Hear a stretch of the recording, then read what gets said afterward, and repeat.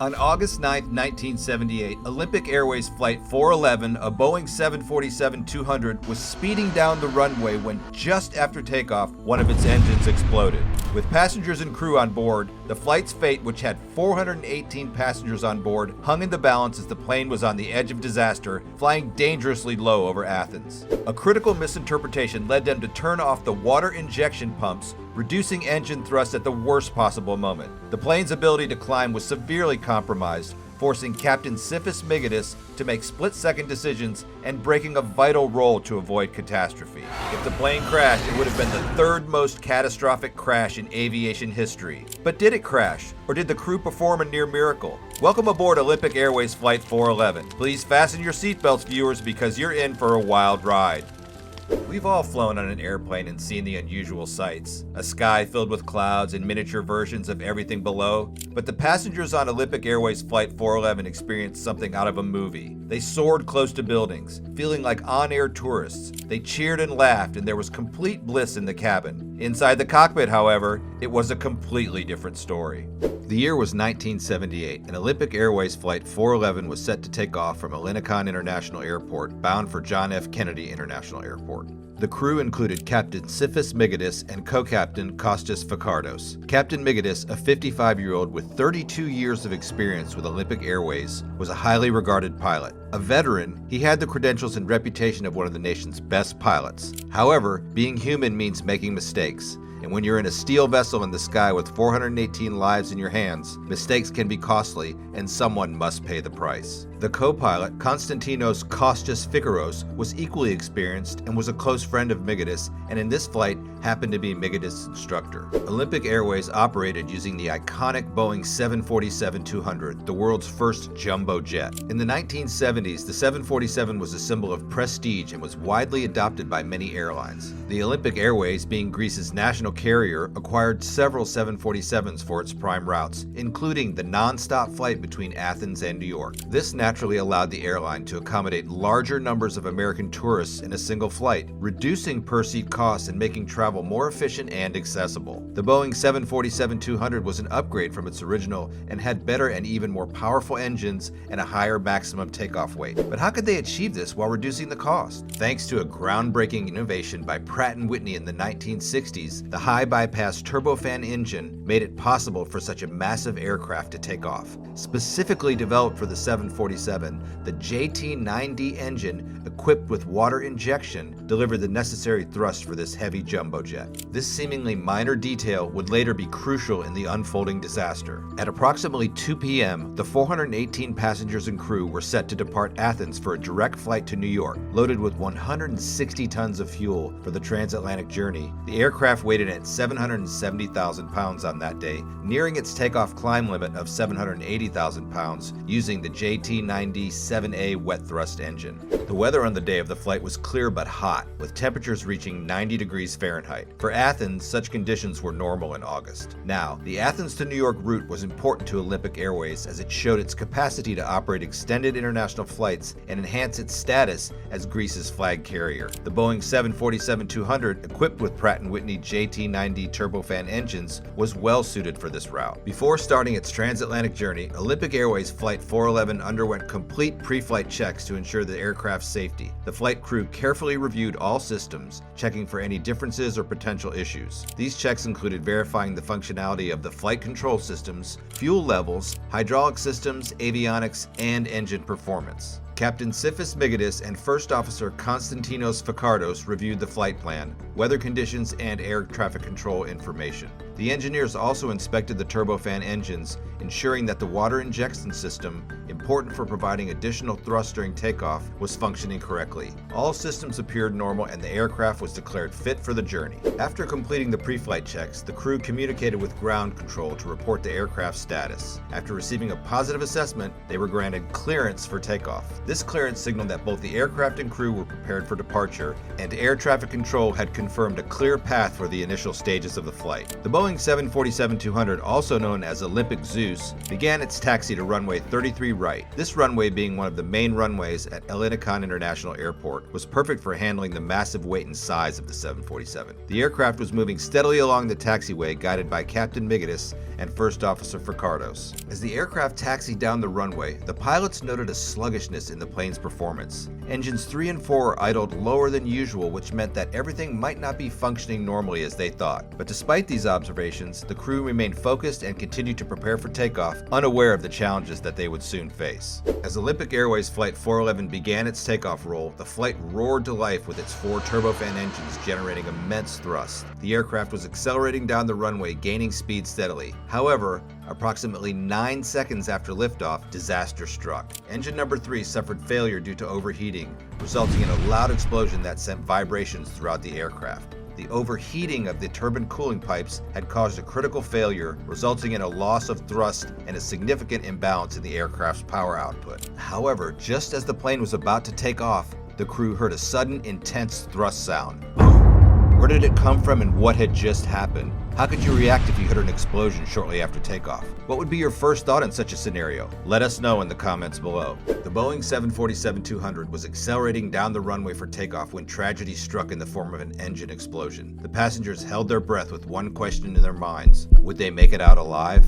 In the cockpit, Captain Sifis Migatis and First Officer Konstantinos Ficardos quickly realized the severity of the situation. Warning lights and alarms indicated a major malfunction. In an emergency, the pilot's top priority is to ensure a safe landing. This rule stands above all others. The pilot has the authority to take action needed to bring the plane down safely. It's the most important guideline in such situations, making sure everyone on board stays as safe as possible. Passengers were in a mix of fear and confusion, some crying out in alarm while others looked around for answers. The flight attendants were offering reassurance and checking for any immediate concerns. They relayed all the crucial information back to the cockpit, helping the pilots understand the situation in the cabin. The initial response focused on stabilizing the aircraft and diagnosing the engine failure. Captain Migatis and First Officer Ficardos were trying to counteract the loss of thrust from engine number 3 while maintaining control of the aircraft. They knew they had to act quickly to prevent a stall and ensure the plane remained airborne. But during this chaotic moment, the flight crew received a water flow warning. This warning was misinterpreted as water runout, leading to a crucial decision. Believing that the water injection system, essential for providing additional thrust, had depleted its water supply, the crew decided to turn off the water pump switch. This action reduced the thrust further, increasing the aircraft's struggles. Now, with the thrust reducing and one engine out, the Boeing 747-200 was struggling to gain altitude. The aircraft was barely climbing and was staying dangerously close to the ground. Captain Migatis and First Officer Ficardos had to use all their experience to keep the plane airborne. The aircraft, filled with passengers and fuel, needed every bit of power to stay in the air, but the misinterpretation of the water flow warning and actions following that had critically reduced its performance. Adding to the problem was the suboptimal performance of engine number 2. This engine, already not delivering its full power, added to the strain on the remaining engines. The Pratt & Whitney engines, which were necessary for providing the necessary thrust, were now underperforming. Even the combined thrust from the 3 functioning engines was insufficient to achieve a stable climb. The heavy load and reduced engine thrust were causing the plane to struggle visibly. The nose of the Boeing 747-200 was pitched up, but the altimeter showed a sluggish ascent. The aircraft barely managed to climb beyond 200 feet, which was a dangerously low altitude for a jumbo jet that had just taken off. The pilots could feel the strain as the aircraft fought against gravity, with the ground uncomfortably close beneath them.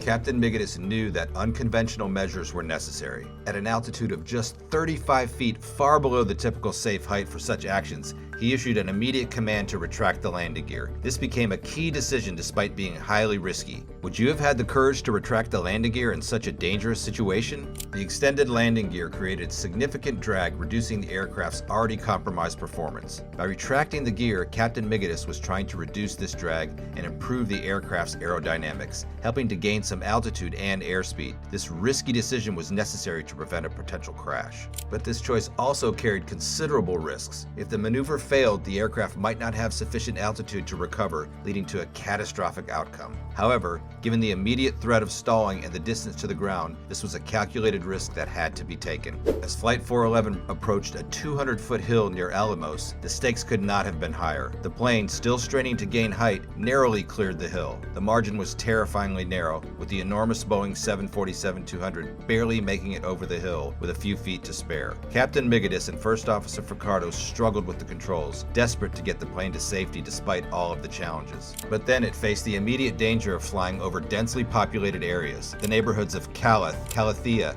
Nia Smyrni, and Sigru lay directly in its flight path. The giant plane shadow cast over the neighborhoods as it flew just above apartment buildings, causing panic among the inhabitants who witnessed the jetliner so unnervingly close to their homes. The pilots had to maintain a delicate balance of speed and altitude to avoid immediate disaster. With the Boeing 747-200 barely going over 160 miles per hour and 180 feet, the risk to both those on board and the people below was immense. Any further loss of altitude could result in significant loss of life. But what could Captain Migidis do to prevent this? Recognizing that the aircraft was dangerously close to stalling, Captain Migidis made the important decision to trade altitude for airspeed. Dropping the aircraft's nose, he tried to increase the plane's velocity, making sure it remained aerodynamically stable. By increasing speed, the captain ensured that the wings could generate enough lift to keep the aircraft flying, although at a dangerously low altitude. But as Flight 411 did this, it passed dangerously close to several structures, including the Athens Tower complex.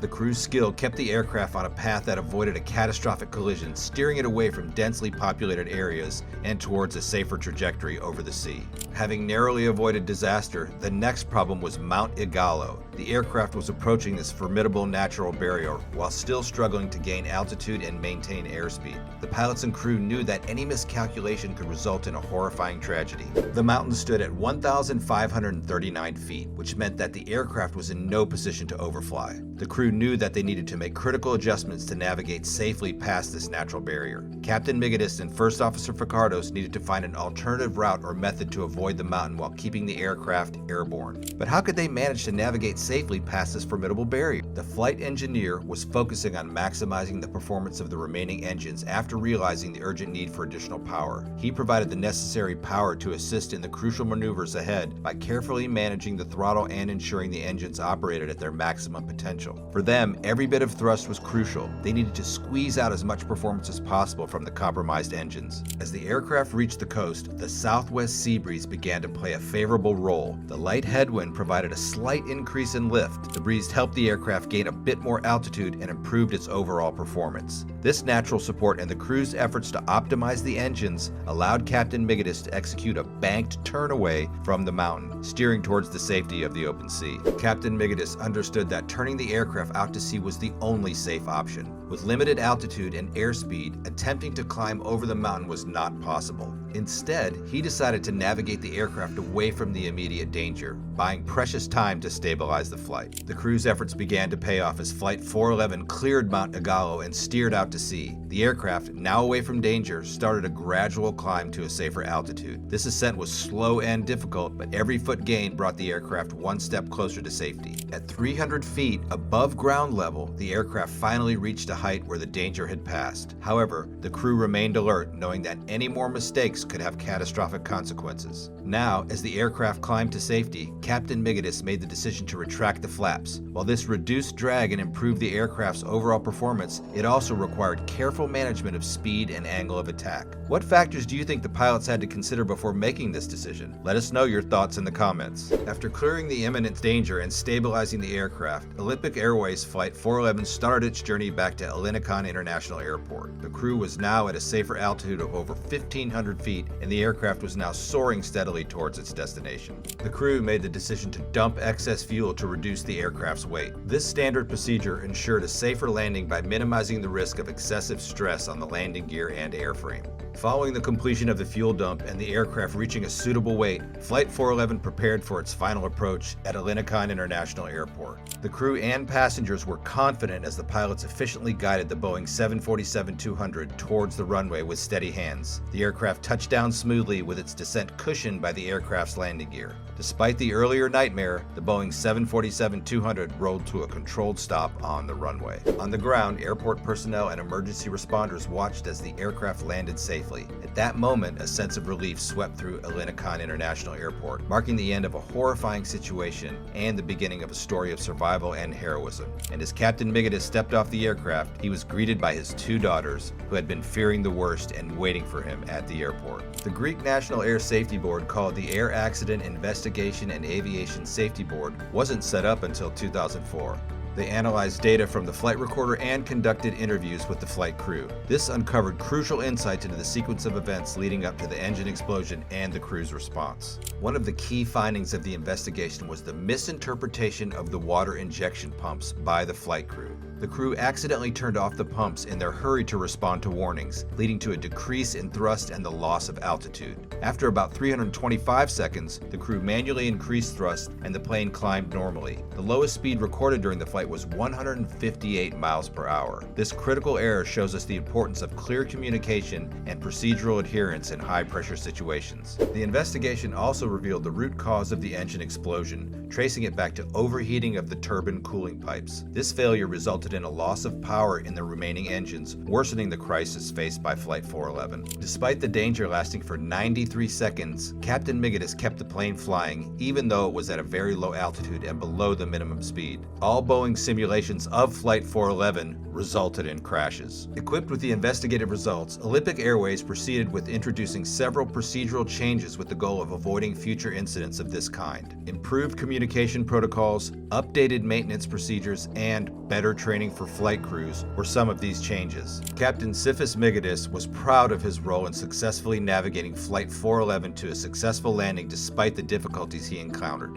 The flight data recorder was a memento of the experience, and his decision to keep it served as a reminder of the value of experience, quick thinking, and determination in the face of difficulty. Captain Migatis provided a detailed account of the moments during Flight 411 in interviews following the incident. He provided insights into the crew's decision-making process, stressing the value of clear communication and swift action in high-stress situations. Migatis said, "Those of us who survived that day are stowaways in life," during an interview in 1994. He also emphasized the importance of trusting experience and instincts in these kinds of situations. His own decades of experience proved invaluable in navigating the challenges of Flight 411 and ensuring a positive outcome. During that time, lots of Olympic captains used to be in the Air Force, so they knew how to think ahead and trust what they knew. Some people even think they'd feel safe flying with Olympic anytime back then. In the years that followed the disaster, the aviation industry experienced evaluation and reform. Flight 411's legacy acted as a catalyst for positive change, resulting in continuous enhancement in aviation safety practices. Thanks for joining us on this high-flying adventure. From the heart-pounding moments of crisis to the safe landing, it's been a journey filled with twists and turns. But hey, the excitement doesn't have to end here. If you enjoyed the ride, subscribe for more thrilling tales and feel free to share your thoughts in the comments below. And before you go, make sure your seatbelt is fastened and tray tables are up. Safe travels and happy subscribing.